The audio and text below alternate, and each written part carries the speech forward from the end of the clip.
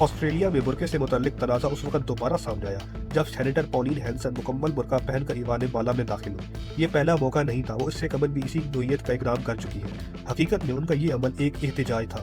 Hansen public مقامات پر برقعے پر پابندی سے متعلق قانون سازی کی کوشش کر رہی تھی، تاہم سینٹ نے ان کا تجویز کردہ بل مسترد کر دیا۔ اس فیصلے کے بعد انہوں نے برقع پہن کر ایوان میں داخل ہو کر اپنا احتجاج ریکارڈ کرایا، جس نے ملک بھر میں ایک نئی بحث چھیڑ دی۔ پولین ہینسن آسٹریلیا کی دائیں بازو کی جماعت ون نیشن پارٹی کی سینیٹر ہے، جس کی پالیسیوں کو عموماً مہاجر مخالف، قوم پرست اور سخت گیر امیگریشن کنٹرول کی حمایت پر مبنی سمجھا جاتا ہے۔ لیکن آسٹریلوی سینٹ میں پولین ہینسن کے اس اقدام پر شدید رد عمل سامنے آیا۔ ایوان میں شرم کرو کی آوازیں گونجتی رہیں، جبکہ آسٹریلیا کی وزیر خارجہ پینی وانگ نے اس حرکت کو غیر سنجیدہ، شرمناک اور محض توجہ حاصل کرنے کی کوشش قرار دیا۔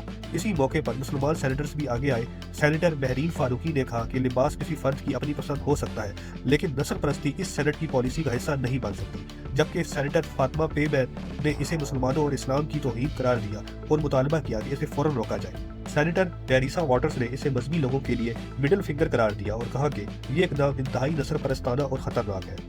سینٹ میں پولین ہینسن کے خلاف معطلی کی قرارداد پیش کی گئی، جو کہ 55-5 کے واضح فرد سے منظور ہو گئی اور پولین ہینسن کو 7 دن کے لیے معطل کر دیا گیا۔ ہینسن نے اس تمام واقعے پر رد عمل دیتے ہوئے تمام سینیٹرز پر منافقت کا الزام لگایا ہے اور کہا ہے کہ وہ صرف اپنے ووٹرز کو جواب دہ ہے۔ یاد رہے 2016 میں انہوں نے کہا تھا کہ آسٹریلیا مسلمانوں کے ہاتھوں ڈوبا جا رہا ہے، اور 1996 میں کہا تھا کہ ملک ایشیائی لوگوں سے بھر رہا ہے۔